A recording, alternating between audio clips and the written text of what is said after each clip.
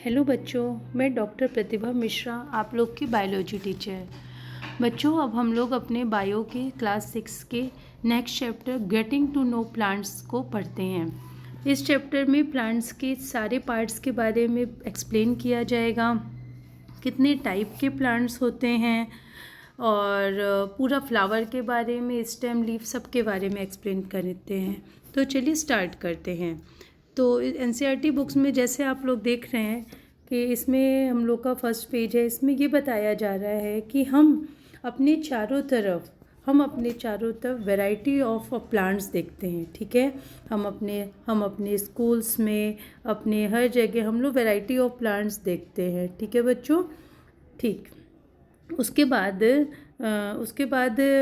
हम लोग इसमें कि किसी के फ्लावर्स कैसे होते हैं, किसी की लीव्स वैरायटी की दार होती है, किसी की लीव्स का शेप अलग अलग होता है, किसी के फ्लावर का कलर, फ्लावर का शेप सब कुछ अलग होता है। आप अपने स्कूल में देखिए, घर में देखिए, ग्राउंड में देखिए, हर जगह आपको अलग अलग, इवन लीव्स के कलर में भी डिफरेंस आता है। साइज़ और शेप के अलावा ग्रीन ज़रूरी नहीं, रेड लीव्स भी मिलती हैं। ठीक है, तो ये सब में बताया गया है।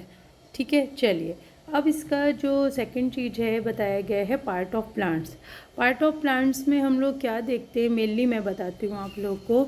एक होता है जो ज़मीन के नीचे होता है, उसको रूट बोलते हैं, और जो ज़मीन के ऊपर होता है वो स्टेम।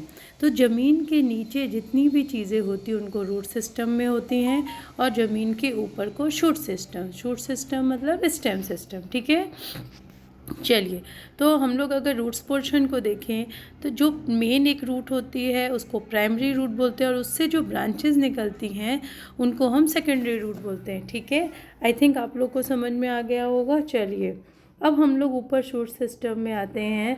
तो जो सेंटर जो होता है वो स्टेम होता है, जिससे कि लीव्स निकली होती हैं, लीव्स निकली होती हैं, और स्टेम में ही फ्लावर्स होते हैं। और एक चीज़ और, जहाँ पर जो लीफ होती है स्टेम से अटैच होती है, उस पॉइंट को हम लोग, जो लीफ स्टेम से अटैच होती है, नोड्स बोलते हैं। ठीक है, और दो नोड्स के बीच के स्पेस को इंटर नोड्स बोलते हैं। ठीक है, अब मैं एक ज़रूरी चीज़ आप लोग को बताती हूँ, इसमें नहीं है, कि जहाँ जो ये लीव्स होती है, जो लीव है वो स्टेम है, तो जो बीचे के जो स्टेम होता है, इसको हम लोग पिट्यूल बोलते हैं। ठीक है बच्चों, इसको हम लोग पिट्यूल बोलते हैं। ये चीज़ ध्यान रखिएगा, आगे आएगी आप लोग के।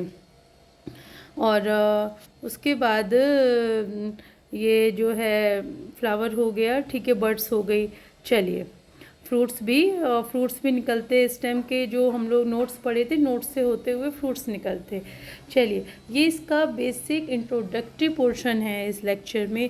इसके बाद हम लोग हर्ब श्रब ट्री के बारे में पढ़ेंगे, स्टेम के बारे में पढ़ेंगे, लीव्स के बारे में पढ़ेंगे, फ्लावर्स के बारे में पढ़ेंगे, सब के बारे में डिटेल में पढ़ते हैं। ओके बच्चों, थैंक यू।